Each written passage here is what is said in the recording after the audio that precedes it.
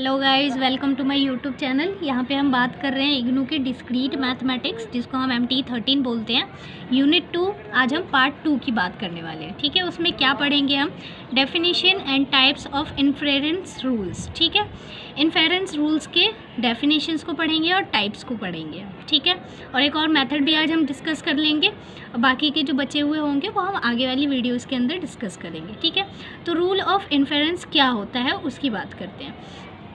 ये क्या होता है हमारे पास? इसका मतलब होता है, रूल ऑफ इन्फेरेंस का मतलब होता है ड्राइविंग कंक्लूजन फ्रॉम एविडेंस। मतलब कि हमारे पास ऐसे कंक्लूजन को ड्राइव करना किसी भी एविडेंस के थ्रू। ठीक है, मतलब हम अपने कंक्लूजन को क्या करते हैं? एविडेंस के थ्रू क्या करते हैं? ड्राइव करते हैं। ठीक है, उसकी किसकी वजह से? रूल्स ऑफ इन्फेरेंस की वजह से। ठीक है, ये होते क्या है? Are the templates for constructing valid arguments. ठीक है, ये हमारे पास रूल्स ऑफ इन्फेरेंस जो होते हैं वो क्या होते हैं? टेम्पलेट्स होते हैं जो कंस्ट्रक्ट किए जाते हैं वैलिड आर्ग्यूमेंट को। ठीक है, आई होप यू गेटिंग।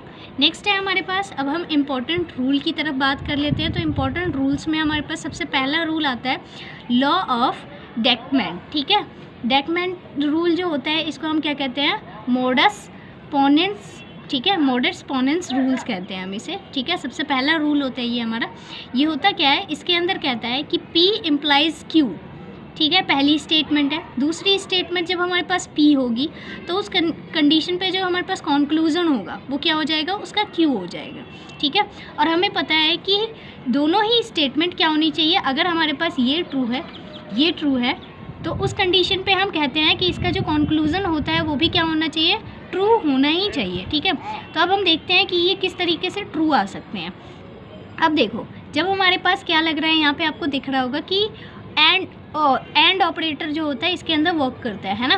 तो अब हमारे पास ये ट्रू कब हो सकता है? जब ये ट्रू हो और या तो ये भी ट्रू हो जाए, है ना। दोनों ही जब आपस में ट्रू होंगे तो ही उस कंडीशन पे ये ट्रू होगा। P हमारे पास पहले से ही ट्रू है। ठीक है, तो उस कंडीशन पे हम दिख रहा होगा आपको कि दोनों ही स्टेटमेंट यहाँ पे क्या है? ट्रू है। तो हमारा कंक्लूजन भी ट्रू है, दोनों ही स्टेटमेंट ट्रू है। तो उसी को हम क्या कहते हैं? मोडस पोनेंस रूल्स कहते हैं। इसको हम किस तरीके से लिखते हैं कि P conditional Q and P हमारे पास जो होता है उसका जो कंक्लूजन आएगा वो किसके ऊपर डिपेंड करेगा? Q के ऊपर डिपेंड करेगा। ठीक है, यहाँ पे इसको हमने with the help of truth value table इसको क्या कर रखा है? हमने यहाँ पे प्रूव कर रखा है। ठीक है, आपको बस इतना याद रखना है कि मोडस पोनेंस रूल्स जो होता है वो क्या कहता है कि P conditional Q and P जो हमारे पास होगा वो ट्रू होगा और इसका कंक्लूजन भी क्या आएगा? ट्रू आएगा। यहाँ देख लो, जैसे कि आपको दिख रहा होगा यहाँ पे P जो हमारे पास P स्टेटमेंट है उसके लिए ट्रूथ वैल्यू लिखी है, Q कंडीशन है उसके लिए ट्रूथ वैल्यू लिखी है, P कंडीशनल Q लिख रखा है हमने यहाँ पे। ठीक है, आपको पता ही होगा P कंडीशनल Q कैसे लिखा जाता है। पहला ट्रू होगा, दूसरा फॉल्स होगा तो ही फॉल्स आएगा, अदरवाइज ट्रू आएगा, है ना। तो यहाँ पे पहला ट्रू है, ये ट्रू है तो ट्रू आ गया। पहला ट्रू है, फॉल्स है तो फॉल्स आ जाएगा, फॉल्स है ट्रू आएगा, फॉल्स ट्रू देगा यहाँ पे। ठीक है, अब यहाँ पे फिर उसके बाद हमें क्या निकालना था? यहाँ पे आपको दिख रहा था P conditional Q and P निकालना है हमें। तो अब P कंडीशनल Q तो ऑलरेडी है हमारे पास, एंड ऑपरेटर लगा देते हैं हम P के साथ। ठीक है, तो एंड ऑपरेटर लगाओगे, एंड ऑपरेटर हमसे कहता है कि अगर दोनों जगह पे ट्रू है तो ही ट्रू आएगा, अदरवाइज फॉल्स आएगा। तो यहाँ पे देख लो, इसके अंदर और इसके अंदर कहाँ कहाँ ट्रू है? ये दोनों ट्रू है तो ट्रू है, ये यहाँ पे ट्रू है, ये फॉल्स है तो फॉल्स आएगा, ये फॉल्स ये ट्रू तो फॉल्स, ये भी ट्रू ये फॉल्स ये ट्रू तो भी फॉल्स आएगा। ठीक है, अब यहाँ पे हमसे कंक्लूजन कहता है कि कंक्लूजन के अंदर क्या होना चाहिए आपका? कंक्लूजन हमारा किसके ऊपर डिपेंड कर रहा है? Q के ऊपर डिपेंड कर रहा है ना। तो आप यहाँ पे देख सकते हो, इसके लिए भी अगर इस चीज़ को हमें प्रूव करना है मोडस पोनेंस रूल को, तो उसके लिए हमारे पास क्या हो जाएगा? ये हो जाएगा हमारे पास T। ठीक है, ट्रू है यहाँ पे हमारे पास P कंडीशनल Q, मतलब यहाँ पे दोनों जो ये स्टेटमेंट है ये हमारे पास ट्रू है, और उसी जगह पे जो हमारे पास कंक्लूजन है वो भी ट्रू है। तो इस वजह से ये वैलिड स्टेटमेंट है। इसके लिए भी आप देख सकते हो कि एंड ऑपरेटर में ये यहाँ पे भी ट्रू है। तो इस वजह से हम कहेंगे कि ये पूरी की पूरी जो हमारे पास स्टेटमेंट है, आर्ग्यूमेंट है, वो क्या है? हमारा वैलिड आर्ग्यूमेंट है। ठीक है, नेक्स्ट की तरफ बढ़ते हैं हम। नेक्स्ट क्या है हमारा? मॉडस टॉलरेंस रूल है। ठीक है, मॉडस टॉलरेंस रूल जो होता है, लॉ जो होता है, वो क्या कहता है हमसे? वो कहता है कि P conditional Q, P implies that Q, ठीक है, और नेगेशन Q, तो उसका जो हमारे पास कंक्लूजन होगा वो क्या आएगा? हमारे पास नेगेशन P के इक्वल आएगा। ठीक है, अब होता क्या है इसके अंदर कि इसको हम किस तरीके से लिख सकते हैं कि अब यहाँ पे देखो हमारे पास P जो है वो क्या आना चाहिए, नेगेशन पे ट्रू आना चाहिए, है ना, क्योंकि कंक्लूजन हमारा ऑलवेज क्या होता है, ट्रू होता है ना। तो इस वजह से मस्ट बी ट्रू होने के लिए अगर हमारे पास नेगेशन P यहाँ पे ट्रू हो गया तो इस कंडीशन पे जो हमारे पास P होगा वो क्या हो जाएगा, फॉल्स हो जाएगा, है ना। अब जब ये फॉल्स है, इम्प्लाइज दैट लग रहा है यहाँ पे, मतलब कंडीशनल ऑपरेटर लग रहा है। कंडीशनल ऑपरेटर क्या कहता है, अगर पहला फॉल्स है, दूसरा अगर हमारे पास फॉल्स होगा तो ही उस कंडीशन पे क्या होगा, ये ट्रू होगा, है ना। दो फॉल्स मिलके क्या बना देंगे, यहाँ पे ट्रू बना देंगे। फिर उसके बाद क्या हो जाएगा, अब क्योंकि यहाँ पे मैंने फॉल्स क्यों लिखा, यहाँ पे फॉल्स मैंने इसलिए लिखा क्योंकि यहाँ पे नेगेशन क्यू जो है वो भी क्या होना चाहिए, ट्रू होना चाहिए। अब यहाँ पे अगर नेगेशन क्यू हमारा ट्रू आ रहा है तो यहाँ पे जो क्यू होगा वो हमारे पास क्या आएगा, वो क्या आना चाहिए, फॉल्स आना चाहिए, है ना। इस तभी अब देख रहा होगा आपको कि यहाँ पे कंडीशनल ऑपरेटर जो है वो वर्क करेगा और ये स्टेटमेंट भी ट्रू हो जाएगी, ये स्टेटमेंट भी ट्रू, और हमारे पास कंक्लूजन मस्ट बी ट्रू हो गया, ठीक है। तो ये इस तरीके से वर्क करता है यहाँ पे।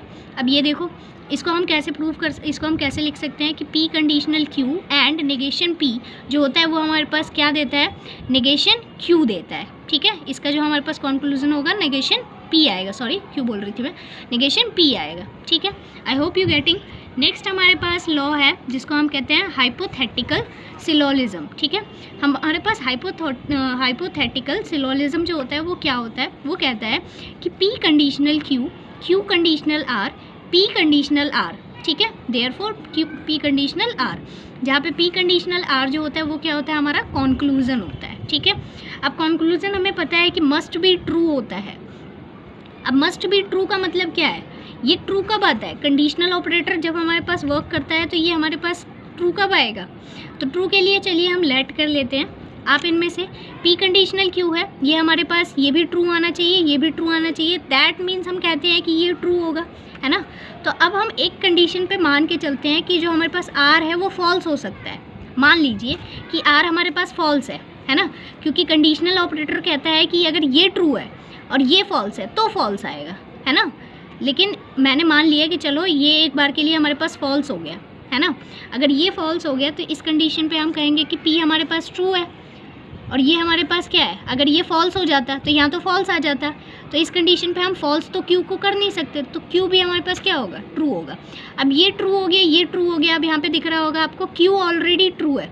अगर हम यहाँ पे R फॉल्स लेके चलते हैं तो कंडीशनल ऑपरेटर के कहने की वजह से ये क्या हो जाएगा, तो इस वजह से यहाँ पे आपको दिख रहा होगा कि फॉल्स नहीं ले सकते हम। फॉल्स क्यों नहीं ले सकते, क्योंकि कंडीशनल ऑपरेटर कहता है कि अगर एक पहली स्टेटमेंट हमारी ट्रू है, दूसरी स्टेटमेंट फॉल्स है, तो हमारे पास जो टोटल कंक्लूजन निकल के आएगा वो फॉल्स हो जाएगा। तो यहाँ पे हमें ये स्टेटमेंट क्या चाहिए, ट्रू चाहिए। तो इस वजह से हम इसको भी R को भी फॉल्स नहीं ले सकते, R भी हमारा ट्रू होगा।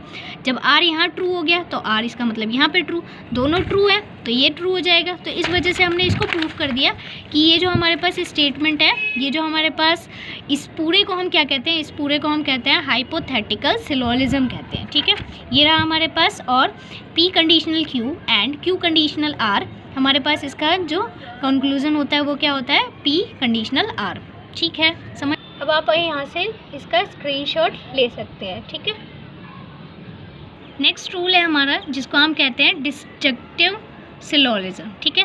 डिसजंक्टिव सिलोलिज्म हमारे पास क्या होता है, तो वो कहता है हमसे कि P और Q, दूसरा हमारे पास स्टेटमेंट है नेगेशन P, इसका जो हमारे पास कंक्लूजन आएगा वो क्या आता है, Q आता है, ठीक है। अब कंक्लूजन हमारे पास ट्रू होना चाहिए, है ना। अब कंक्लूजन मस्ट भी ट्रू होता है, ठीक है। अब उसके बाद क्या है, अगर ये ट्रू है ना, Q हमारा ट्रू है, दैट मीन्स ये ट्रू है ना। ये अगर ट्रू हो गया, इसको भी ट्रू दिख रहा होगा कि नेगेशन P हमारे पास ट्रू होना चाहिए, क्योंकि दोनों ही स्टेटमेंट हमें ट्रू चाहिए ना, तभी तो कंक्लूजन ट्रू होगा। तो ये वाली स्टेटमेंट ट्रू हो ही गई। अब इसकी हेल्प से हमें पता चल गया कि यहाँ पे Q भी ट्रू है। तो अब आपको पता चल ही गया होगा कि जो हमारा P है वो यहाँ पे क्या वैल्यू असाइन करेगा, फॉल्स वैल्यू असाइन करेगा, है ना। क्योंकि फॉल्स और ट्रू मिलके क्या बनाएंगे, ट्रू बनाएंगे, क्योंकि और ऑपरेटर वर्क कर रहा है। और ऑपरेटर सिर्फ फॉल्स वैल्यू तब देता है जब दोनों फॉल्स होते हैं, बाकी सबके लिए ट्रू देता है ना। तो अब इस तरीके से हम इनकी वैल्यूज़ असाइन कर सकते हैं अगर आप चाहो तो। नेक्स्ट अब इसको देख लो, जैसे कि इसको हम किस तरीके से लिख सकते हैं, P और Q एंड नेगेशन P जो होता है वो ऑलवेज Q कंक्लूजन देता है, ठीक है। अब नेक्स्ट पे हम बात करेंगे किसकी, DAT मेथड की। नेक्स्ट है हमारे पास डायरेक्ट मेथड। डायरेक्ट मेथड क्या होता है? डायरेक्ट मेथड या direct proof of P implies Q is a logically valid. We assume that P is true, then we have to prove Q must be true. Direct method का मतलब ये होता है कि P कंडीशनल Q लॉजिकली हमारे पास valid तभी हो सकता है अगर हम एज्यूम करें कि P स्टेटमेंट हमारे पास ट्रू है, तो उस कंडीशन पे हमें प्रूव करना होगा कि Q जो है वो भी क्या है, ट्रू है। अगर इस तरीके से हम प्रूव कर देते हैं तो ये मेथड कौन सा कहलाता है? ये डायरेक्टली हम प्रूव कर रहे हैं ना, P को एज्यूम कर रहे हैं और Q को हम क्या कर रहे हैं, प्रूव कर रहे हैं। ठीक है, तो इस तरीके से वो भी क्या हो जाएगा, ट्रू हो जाएगा। ठीक है, नेक्स्ट अब हम क्वेश्चन की बात कर लेते हैं। क्वेश्चन है हमारे पास, given a direct proof the statement, एक हमारे पास स्टेटमेंट है जिसका हमें डायरेक्ट प्रूफ लिखना है। स्टेटमेंट क्या है? The product of the two odd integer is odd. क्योंकि हमसे कहता है कि दो ऑड इंटीजर का जो प्रोडक्ट होता है वो भी क्या आएगा, ऑड आएगा। ठीक है, इस चीज़ को हमें प्रूफ करना है। तो चलिए अब हम इसे थोड़ा सा प्रूफ कर लेते हैं। प्रूफ क्या होगा इसका? ओके, तो अब हम इसे प्रूफ कर लेते हैं। तो अब हम इसको करते हैं, सॉल्यूशन कर लेते हैं हम इसका। सॉल्यूशन कैसे होगा? Let x and y are two odd integers. Okay, और P हमारे पास क्या हो जाएगा उस कंडीशन पे? P हमारे पास स्टेटमेंट होगी। वो किस तरीके की स्टेटमेंट है? x हमारे पास इंटीजर है, y इंटीजर है और वो भी ऑड इंटीजर है।